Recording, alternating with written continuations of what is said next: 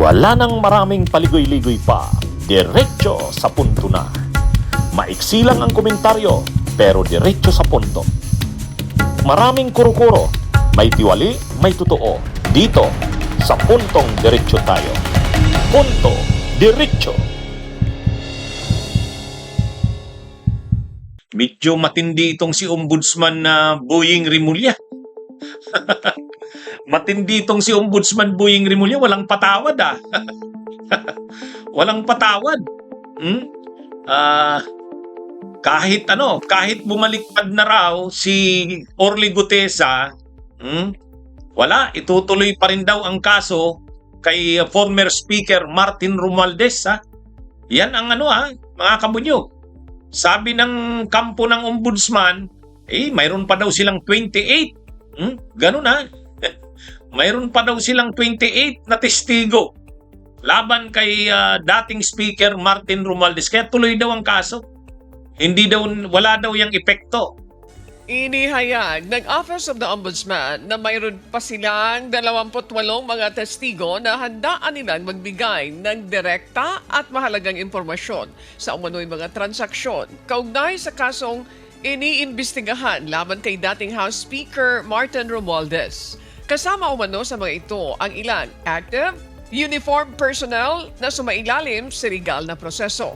Ito ang sagot ng Ombudsman sa ginawang pagbawi ng testimonya ng 4 na dating bodyguards ni Zaldico, pati na si Orly Gutesa na una nang humarap sa pagdinig ng Senado at sinabing isa umano siya sa naghatid ng maletang may pera kay Congressman Romualdez. Muling nanindigan ang Office of the Ombudsman sa kanilang investigasyon at nagbabala na maharap sa mabigat na parusa ang sinumang manggugulo o hahadlang sa kanilang pagsisiyasat.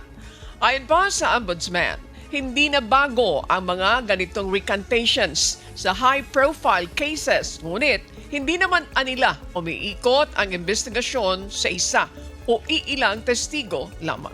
Bumaliktad na si Gutesa.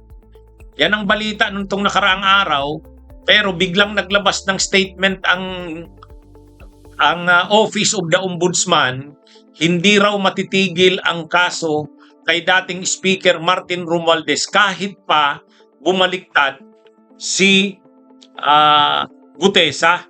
Tuloy pa rin daw ang kaso kay Romualdez, mga kabunyog, mga kabunyog. Kaya ano po yan ano ito?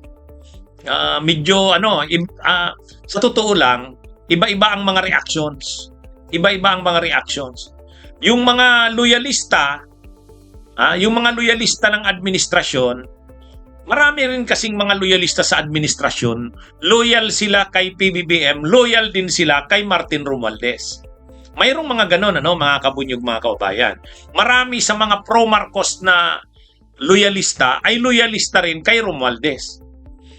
Pero, siyempre, mga kabunyog, mga kababayan, hindi rin nila maintindihan bakit si Ombudsman Boying, na tao siyempre yan ng administrasyon, inappoint yan ni PBBM, at saka kahit si PBBM doon sa SONA ay nagsabi na masakit man sa loob niya kasi kamag-anak niya si dating Speaker Martin Romualdez, pero kung ito daw ay kakasuhan, hindi niya hahadlangan.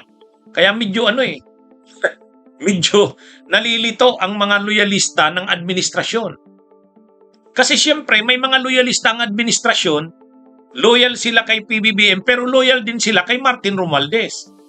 Kaya hindi nila maintindihan bakit itong si Ombudsman Boying Rimulya ay tinutuloyan pa rin si Romualdez kahit yung mga testigo ay bumabaliktad na. Halimbawa, yung mga ex-Marines o Malita Boys na pumunta sa Ombudsman, nag-execute ng kanilang mga sinumpaang salaysay, itinuturo nila na ang mastermind nga ay si Martin Romualdez at nag-deliver daw sila ng mali-malitang pera sa bahay nito. Pero bumaliktad na yon. Bumaliktad na yung 3 na yon. Bumaliktad na. At ang pinakahuli, ito nga, si Gutesa, bumaliktad na rin. So, ang nangyayari dito, mga kabunyog, yung mga matitibay na ebidensya at testigo ng Ombudsman laban kay Martin Romualdez, bumabaliktad na. So bakit tinutuloy pa rin ang kaso? So medyo maraming mga supporters ng Marcos ang nadidismaya kay Ombudsman Boying Rimulya. Pero doon naman sa mga gustong managot ang lahat ng sangkot, siyempre maraming nananawagan yan na managot ang lahat ng sangkot, natutuwa sila sa ginagawa ni Ombudsman Boying na kahit sabi nga, ginagapang ang mga testigo na bumaliktad, pero tuloy pa rin ang ombudsman. Kumbaga para sa ombudsman, natural na yan na may gapangan na mangyayari. Kaya kung mayroon daw mga bumaliktad na mga testigo, hindi na sila nagtataka dyan. Pero tuloy pa rin ang kaso. So medyo ito mga kabunyog, medyo talaga mainit itong issue na to. Siyempre, yung mga supporters ng Marcos, hati yan. Yung supporters ng administrasyon, hati. May supporters ng administrasyon na ang loyalty ay pareho sa Marcos at sa Romualdez. Kaya sa tingin nila, hindi dapat kasuhan si Romualdez. Mayroong mga supporters na Marcos sa ganon. Mayroon ding supporters ng Marcos na dahil nagsabi na si PBBM, lalo sa kanyang zona, na sa kanya walang kamag-anak. Kahit kamag-anak niya si dating Speaker Martin Romualdez, kung talagang may ebidensya laban dito, hindi niya ito hahadlangan. Masakit man daw sa kanyang loob yan kasi pinsan niya nga. Saka kung ano ang desisyon ng ombudsman, igagalang daw ng Malacanang. So medyo mga kabunyog, mga kababayan. Medyo talaga maselan itong issue na to. Kasi sa parte ng mga loyalista ng Marcos, hati sila. Mayroon sa kanila na ayaw nilang makasuhan si Romualdez kasi sa tingin nila hindi ito guilty kasi wala naman daw matibay na mga ebidensya dito. Pero mayroon din naman na mga loyalista ng Marcos na sinusuportahan ang stand ng Pangulo. Dahil ang sabi nga ng Pangulo, lalo na sa kanyang zona, kung talagang may ebidensya laban kay Martin Romualdez na pinsan niya, hindi niya ito hahadlangan. Kung ano ang desisyon ng ombudsman, igagalang ng Malacanang. Mayroon ding mga supporters ng Marcos na ginagalang ang ganyang desisyon ng Pangulo. Pero siyempre, sa parte ng kampo ni Romualdez, medyo naghihinanakit na sila sa ombudsman. Bakit daw gano'n naman si Ombudsman Boying Rimulya? Nagbabaliktaran na daw yung mga testigo tulad ni Gutesa, bumaliktad na. Tapos yung mga ex-Marines or maliit na boys na dati ay nag-execute ng sinumpaang salaysay laban kay Romualdez, bumaliktad na rin. 3 yun. So, bakit daw